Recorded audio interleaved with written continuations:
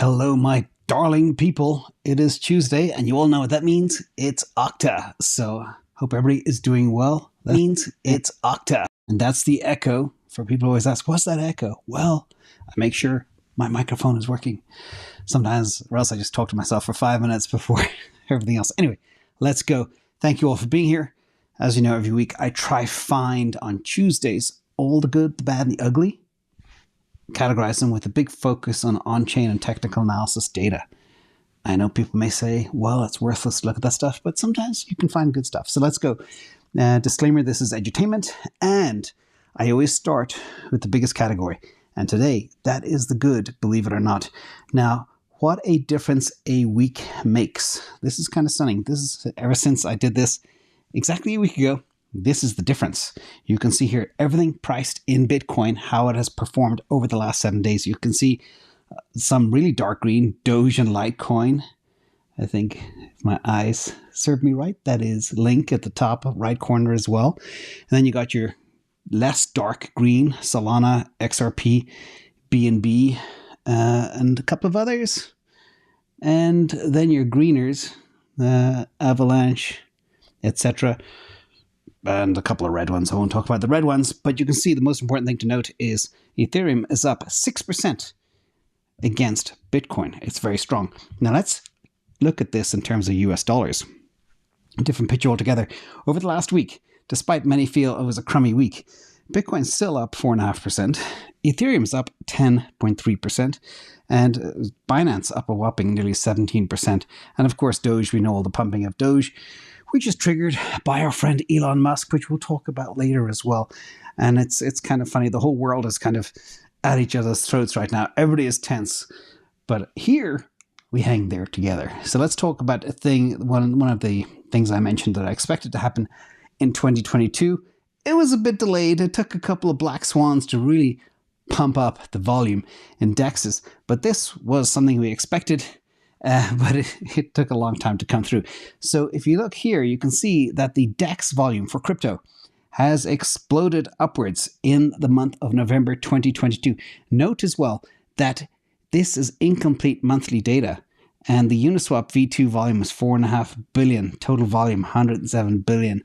So big moves in the DEX world, and we expect to see more of this. You know, the enablement of people to trade peer-to-peer through an ungoverned website that is truly decentralized. That is the way the future is going to go. And the centralized exchange world will dwindle away over the next 5 years, I reckon. Let's talk about drawdowns. Now, zooming out and looking at the history, this is from Arcane Research. You can see Bitcoin bear markets. The one we are in is comparable and lasted at lengths comparable to bear markets of 2014, 2015, and 2018. Now, the cycle has now seen a max drawdown of 77% in Bitcoin from peak to trough, with the current bottom occurring 376 days after the peak of November 10, 2021. How fast a year goes, and you know, it's no secret that 2022 was a miserable year. But in the 2014 bear market, you can see the Bitcoin's peak to trough, a drawdown was about 85% and lasted for 407 days. And again, 2014 is very different to today, I believe. And the 2018 top to bottom was 84% and lasted for 364 days, 1 day shy of a full year. And while the Bitcoin, or the current Bitcoin drawdown duration has been at comparable lengths to previous cycles, the depths are higher for now. Now, this is a bit of an eye chart. I don't know why people do charts. Sorry, Arcane, I love your stuff, but you know, different shades of blue. It makes it very difficult for people who are hard of seeing, like myself, to see which one's which. So I add a little arrow. The red arrow points to the black of where we are in this cycle. And you can see that historically, we're very, very close to the bottom. In fact, the blue, the 2017 cycle, was again that 364 days. So again, we'll talk more about kind of bottoms and drawdowns and where we are in the cycle. It's very, very important. Now, I did talk about capitulation. I made a video on this. I can't remember when. It was a Bitcoin capitulation, maybe yesterday. I don't even remember. But this is from Mario Naufal on Twitter. And this is the fourth largest crypto capitulation ever in the history of Bitcoin. And this is the 7-day realized loss of $10.16 billion, which is 4x the December 2018 peak drop and 2.2x the COVID collapse of March 2020. I think we can say the word COVID now on YouTube without getting deplatformed. I'm not sure, but we'll give it a shot. So let's look at where we are in terms of altcoin season versus Bitcoin season. And this is the altcoin season index. And you can see very clearly at 41, we are getting close to Bitcoin season again after hitting that very strange late summer bounce deep into the altcoin zone, which means altcoins were really outperforming Bitcoin. Now, my theory is this. This time is very different. Altcoins will not wait for Bitcoin to run. I've said this for quite some time. They are going to run at the same time or even front run Bitcoin and everything else. So keep an eye on altcoins. I know they're very risky. I know 98% of them, as I always say, are going to zero. It'll just take a long time. The question is which ones will run. And we're seeing very, very stark activity across some names, including names like Litecoin. I also have a theory about Litecoin. I think it's running because Bitcoin mining is not profitable. Maybe all the Bitcoin miners are going to Litecoin. I don't know. I haven't dug deep enough into Litecoin to figure that out, but just a theory that occurred to me last night. Now, let's talk about mid-caps versus small caps versus Bitcoin versus large caps. These are large caps cryptos like ETH, etc. Mid caps are kind of middle of the range, and they have been outperforming Bitcoin, small caps, and large caps. And remember, Bitcoin or mid caps right now, sometimes some of them have very, very positive prospects as we go forward. And this is the 30-day performance of these. And again, even though the mid caps are down 18%, Bitcoin's down 21%, small caps 24%, and large caps 25%. And of course, much of this is due to the recent black swan that hit. Let's talk about Bitcoin dominance for a second. We are on the floor. I think that's a song. But you can see here, I always painted the roof and the floor. Roof is around 51%, floor is around 39%, and we are about to bounce off of that floor, which typically, historically, unless this time is different, that's a good time to pile into Bitcoin. But maybe the value proposition, USPs, unique selling propositions of some of the layer ones and some of the altcoins are far higher than they were in 2017, 2018. And that is my thesis. And I'm sticking with it. Now, this is a great piece from our friend Kyle Doops. Just about see that in the top left-hand corner. And according to him, this is a cool chart. It's loaded with information, and I must give him kudos for putting together such a beautiful piece of work. And it gives you the whole history of how cycles work. Now, I want to train your eye on the red line on the left. That is the all-time high of Bitcoin, November 8th, 9th. I can't say the exact number. Then the yellow line, that typically is the middle of the best accumulation zone, which is a year from the halving of Bitcoin price. And then you go out to the right, that is kind of 52 to 80 weeks, the two red bars, 52 to 80 weeks post-halvening, potential top all-time high should happen within those goalposts if history repeats. Now, Kyle believes we can go lower, but the key items here are the yellow little spoon at the bottom. And he believes right now between November 2022, which is what we are about to exit soon, to November 2023 is typically, historically, the best time to accumulate Bitcoin. And I know it's kind of a little bit late to say that for some of us who were accumulating during the summer at 17,000, 18,000. But hey, it's very, very difficult sometimes to nail exact bottoms. But there you go. Now, Kyle also does believe we could fall lower, down to 12, even 10K per this chart, based on the bottom of that yellow spoon, as I call it. But we'll see. But the key thing to remember is, next time we'll be much better, not only at layering in, but also layering out on the other side. So thank you, Kyle, for that great chart. Now let's talk about another bullish sign. This is some RSI bullish divergence on the weekly chart. And this is the weekly RSI. You can find it in your trading view. It fell to a new all-time low in June 2022. The 25 value is lower than the low of 2015 and 2019. I added red lines to show you the bullish divergence of the RSI and the red arrows to train your eyes because it's a little bit hard to see. But this typically is a very, very bullish sign. And such divergences often precede upward movements, but sometimes they may not. And if they don't, per this stat, it means the next support area, if it does come crashing down one more time, which would be a triple bottom for RSI, That would be both unusual, historic, and it could take us to $14,000 or $15,000. So that's just what the bullish divergence says. But 80% of the time, it's a bullish sign. Now, let's talk of the next bull run index. This is from Colin Talks Crypto. It's his BBRI indicator, which is Bitcoin Bull Run Index from, I think I said Colin Talks Crypto. And here it is dark green. So this is typically, historically, a very, very, very good time to accumulate. And there you have the halving signs, the H's all the way. And of course, the dipping and the cycles you can see. Will it repeat or not? Now, a lot of people say, okay, this time we don't have crazy money printing. We've got money tightening, QT. We also have a very, very, very bad macroeconomic environment, etc. But the key to focus on is when we go risk on. And that is related to the equity talk I'll talk about shortly. But remember, markets respond. They're forward-looking in advance of exactly what's happening or what your government tells you. Now let's talk about BNB and ETH, going a little more fragmented into this. And this is the rolling 30-day correlation between ETH and Bitcoin. And it sits at an unusually high level of 0.96. And this has only been higher 3% of the time since December 2016. Think about that. That's a pretty stunning statistic. Now, the only periods affiliated with higher correlations between ETH and Bitcoin occurred in late November 2018, early March 2019, after the COVID crash, and after the 3AC meltdown.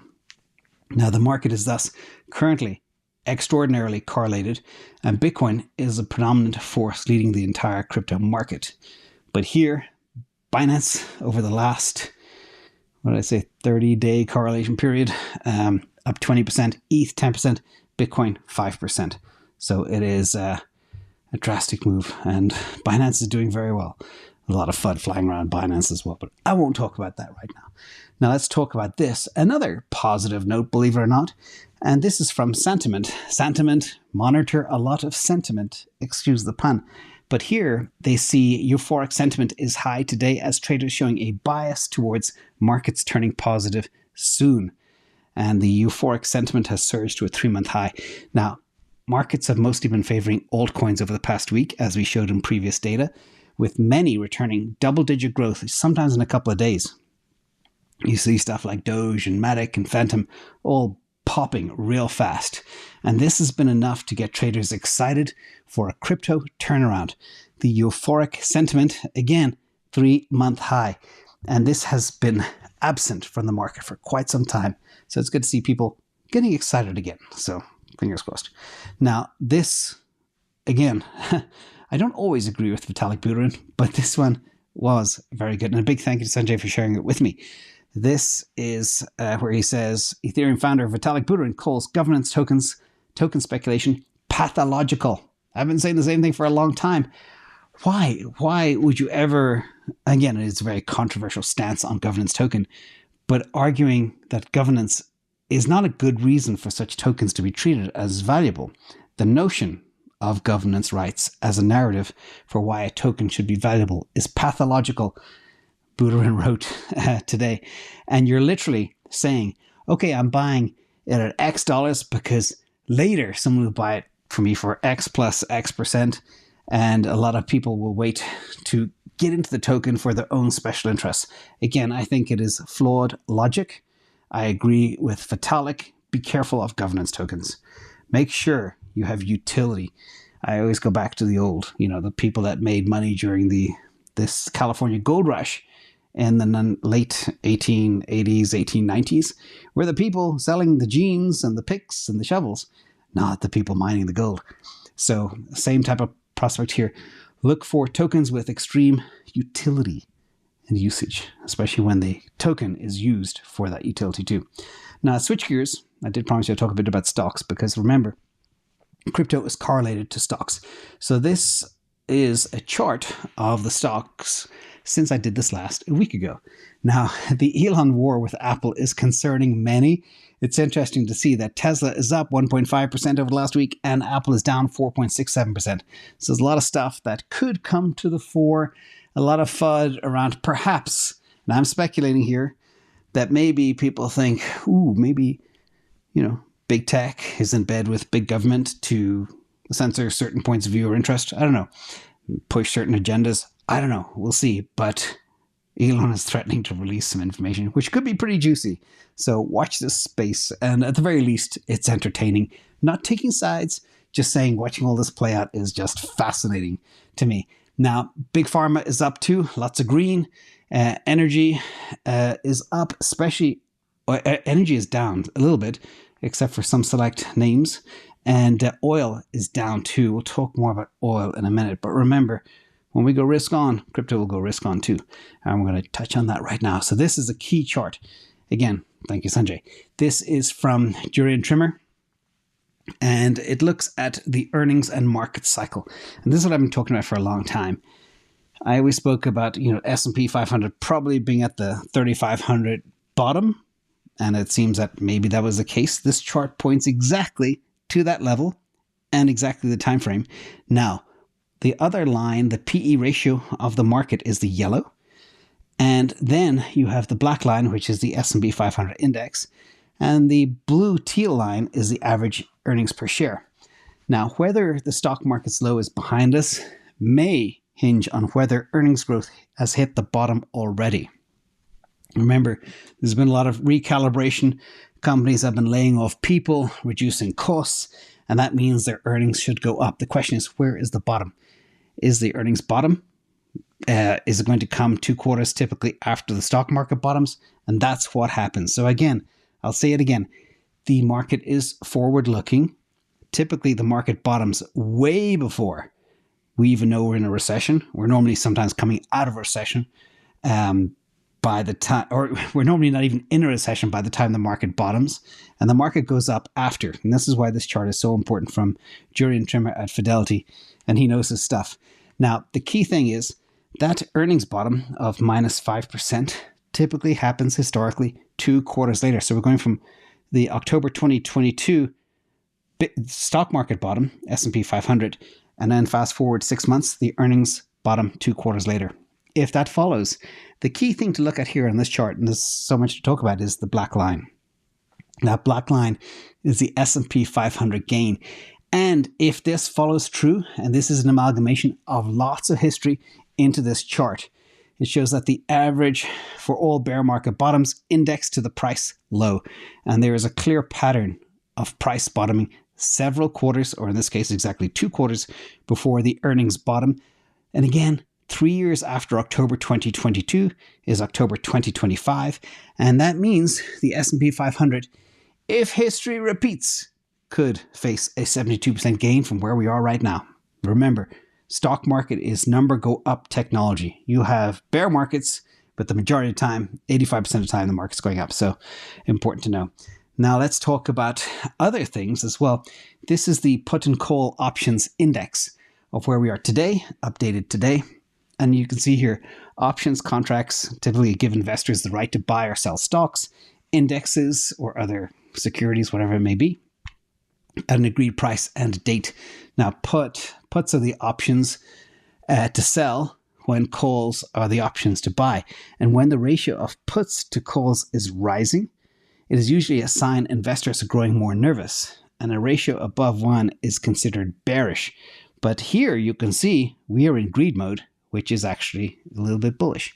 So with that, we're coming out of the maybe max bearish, max hedge scenario that we were in during the summer.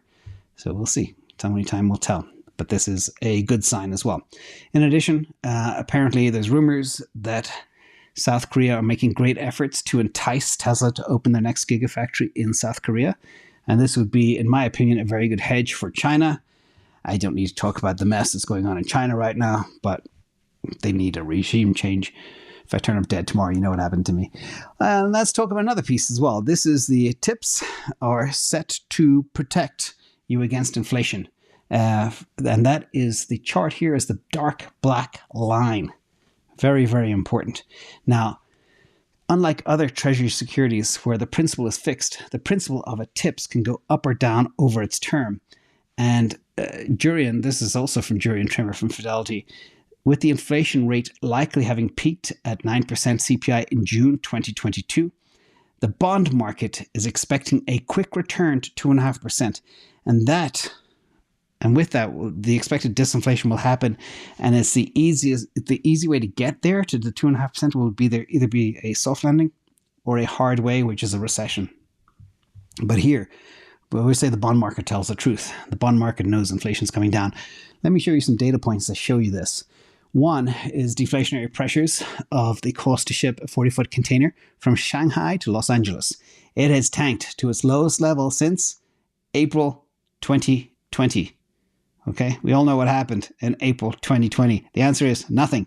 That means the pandemic boom is close to being completely erased, and we're back to normal. In fact, it may even go down considering what's going on in China right now.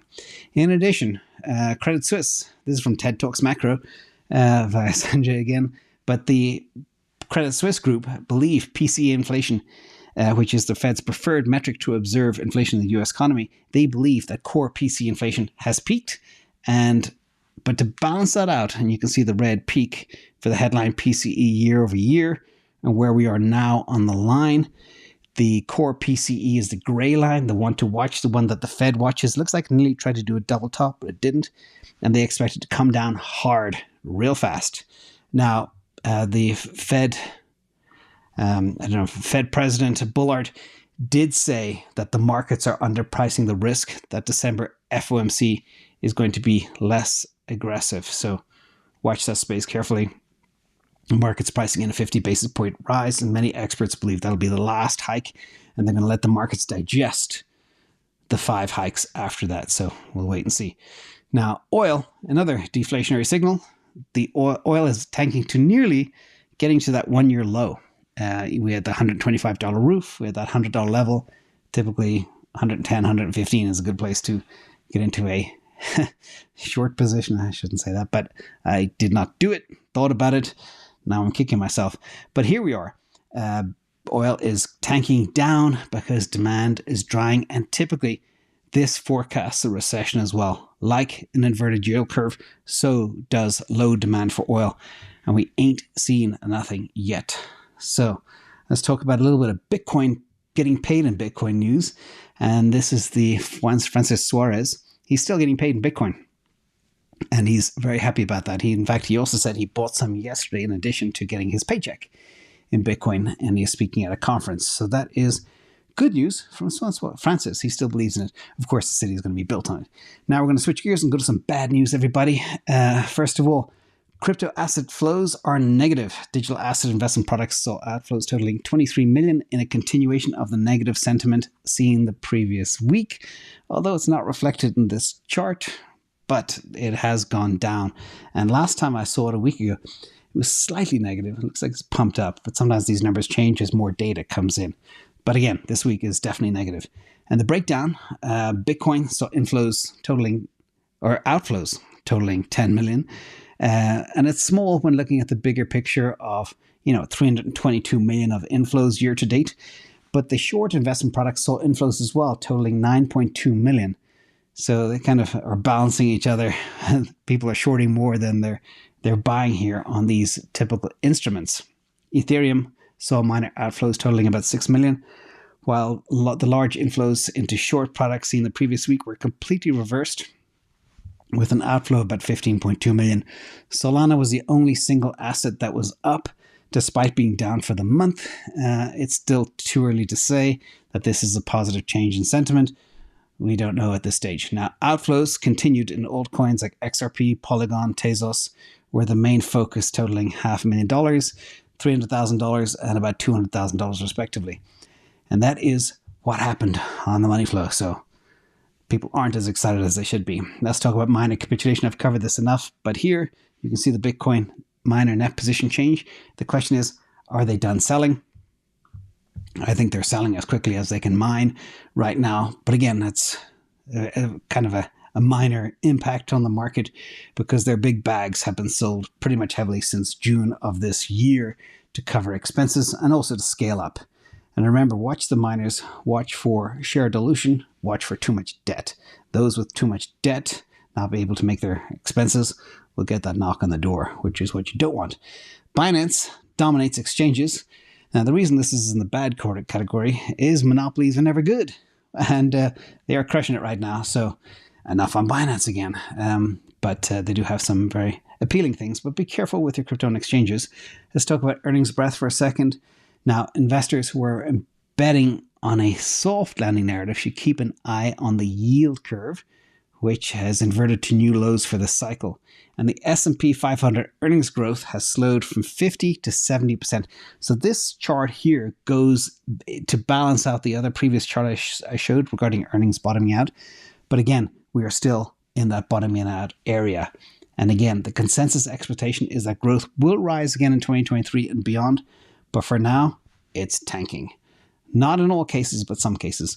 In addition, real estate, the Shiller index, buyers and sellers in the United States are gone. This is typically reflected as well in what's happening in most Western countries around the world too, most advanced countries. But higher rates are hammering activity. Pending and existing home sales are down 35%.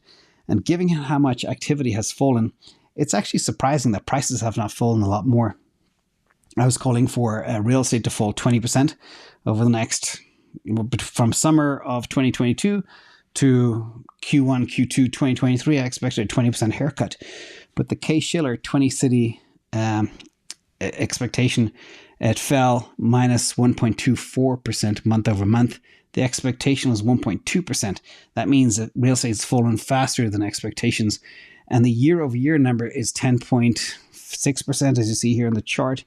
And the expectation was a little higher, so it fell lower. And we'll see what happens. But the key here is prior to 2022, we have not seen a month-over-month home price decline since 2012. And real-time data shows the appreciation so far this year is 2%, rolling over the last 12 months. So not a lot of real estate considering the debasement of fiat. Typically, real estate outpaces that by a lot. In addition, the top 20 housing markets, thank you again for sharing, Sanjay. But here, this is a top 20 city index. You can see my kind of hometown is down. San Francisco, 1 year down. 3 year. Hang on a second. Am I reading this wrong? Yeah. The percentage below all-time high on the right is down 10.3%. San Francisco, the worst hit. Seattle, second worst hit. Then we have San Diego, down nearly 7%, etc. So the big high-flying cities, expensive cities, are getting hit hardest. And that's typically what happens. It's like the tech companies do layoffs first, then the other industries do it second. Here, the hot housing markets tank first, and then other housing markets tank second. Everything is cyclical, but a little bit delayed. Now let's talk about a little bit of fun news. Global average consumption of fish and other seafood reached a record high of 20.5 kilograms in 2019. That is per person. And continuing a continuous upward trend of about 10 kilos in the 1960s, about 11.4 in the 70s, 12.5 kilos in the 80s, 14 kilos in the 2000s, and 19 kilos in the 2010s. So I hope we're not depleting the global fish stocks, but aquaculture, farmed fish is becoming much more prominent, and that is helping preserve, hopefully, the fish in the wild. And this is a huge role as we go forward, but it's interesting to see how little fish is eaten in places like Afghanistan, India, Brazil, compared to other parts. Even in the United Kingdom, still high, but look at Iceland, 90 kilos. They must have fish for breakfast, lunch, and dinner. There's always an interesting slide that we will show. Now let's go to the ugly news. A little bit of ugly news today. First, Mobius. Now, he's a top investor. He says crypto is dangerous and Bitcoin could plunge to $10,000. And he believes the industry will survive the fall of FTX. He also believes crypto is here to stay, and there are several investors who still have faith in it. So he has faith in it, but he just believes it's going to go to 10K. So that's why it's in the ugly section. But we'll watch as we go forward. In addition, OECD energy prices are back to the late 70s level. And this is the estimated energy use expenditures for OECD nations as a percentage of GDP. You can see electricity and oil, a big chunk of that, and gas as well. Coal is bumped up too, but nothing like how much the others have jumped, maybe on a ratio basis. But that is kind of scary. And that's also going to put a dent in GDP numbers for many OECD nations as we go forward. because it's simply so expensive now to run. Imagine you're earning $100 a week as a paycheck, and your gas to get to work goes from $20 a week to $50 a week. You're going to be taking home a lot less money. And same for these countries. Now let's talk about this ugly piece of news. This is the Elon goat statue, and it's named the Elon Goat Monument. It was created by EGT, which is some cryptocurrency I never even heard of, but named after Elon Musk, who is, we all know, Tesla, SpaceX, etc., Twitter, according to the token's website.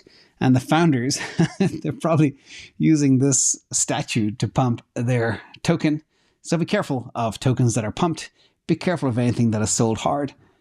But that's a funny statue. So as a goat riding a spaceship, I thought it was kind of interesting and worth sharing. So with that, everybody, that's the show. I want to thank everybody here in the chat and the moderators and the community. And I hope you all learned something new today.